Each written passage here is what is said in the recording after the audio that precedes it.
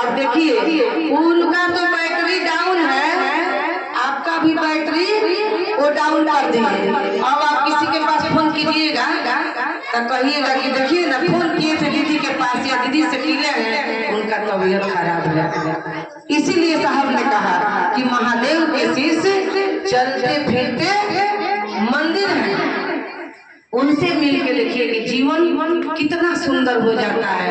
सचमुच में ऐसा चीज कोई नहीं दिया था। एक व्यक्ति ने कहा कि जीवन में बड़ा दुख है। एक देखिए आदेश के बाद बता रहे हैं कि एक गुरु जी थे तो अपने शिष्यों को बुलाए और सबको अपना अपना काम सौंप दिए। सारे लोग चले गए आदेश पर। एक शिष्य था वो कुछ नहीं जानता था। वो पूछा कि गुरु जी हमको क्या करें, हम क्या करें? तो गुरु जी ने कहा कि तुम जाओ धान कूटो।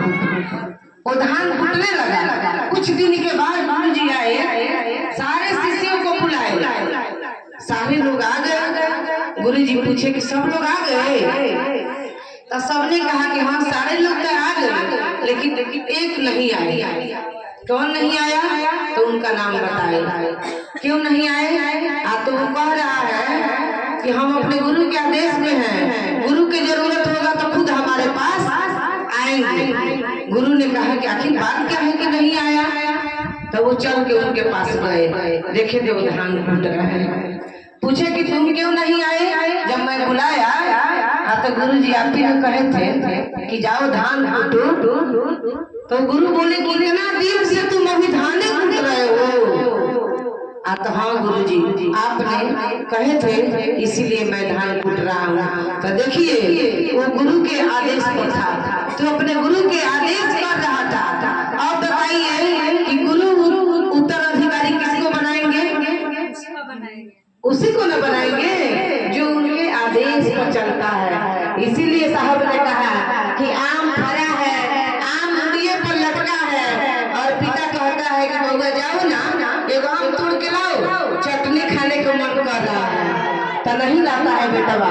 और एक बेटा से कहते हैं तुम जाओ ना बेटा, चटनी खाने को मन कर रहा है, आम तोड़ के लाओ, तो वो ला देता है, चटनी बना के दे देता है। अब बताइए जो आम तोड़ के लाया है उसके बाद मानेंगे पिता कि जो नहीं लाया है उसके बाद? जो लाया है उसके। घर में तो बेटा है, अगर एक अड़होल करता है हम लोग भी उसी को कहते हैं, जो नहीं करता है उसको कहते हैं उनसे कौन कहेगा, वो नहीं करेगा। जो अड़होल करता है उसी को हम लोग बार बार कहते हैं कि जाओ ना एक काम कर दो। तो जो गुरु के आदेश पर चलेगा उसी के ऊपर गुरु की दया होगी। करो तो पाओ।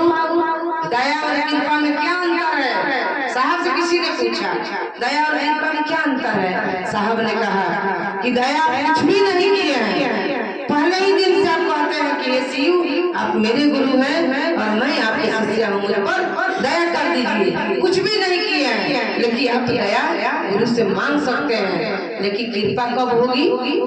जब आप काम कीजिएगा तब कृपा होगी। मान लीजिए हमारे घर में मिस्त्री आया है, काम करेगा तब न शाम को मजूरी मिलेगा उसको, नहीं करेगा तो बैठा के देंगे? नहीं देंगे। तो इसीलिए हमको और आपको 3 सूत्र मिला है। दूसरा सूत्र में एक दूसरे को चेला बनाना है, उसका भी जीवन सुंदर हो जाए, यही काम करना है। बहुत लोग खाली चर्चा करता है घूम घूम के, लेकिन घोषणा एक भी नहीं करता है। मेन चीज है घोषणा। कम से कम एक चेला जरूर बनाइए, गुरु के दक्षिणा के रूप में दीजिए, क्योंकि महादेव तो सामने दिखते नहीं है, गुरु है तो दक्षिणा दीजिएगा ना यार। क्या दीजिएगा? सामान तो लेंगे नहीं, पैसा तो लेंगे नहीं, तो एक चेला बना के गुरु को दक्षिणा में दे दीजिए, यही गुरु दक्षिणा है।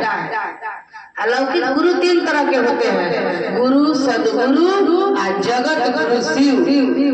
एक गुरु है लौकिक गुरु, जिससे हम लोग सीख होते हैं, लौकिक जीवन में सीख होते हैं हम लोग, तो उन लोग के कुछ नियम है, कर्म कांड है।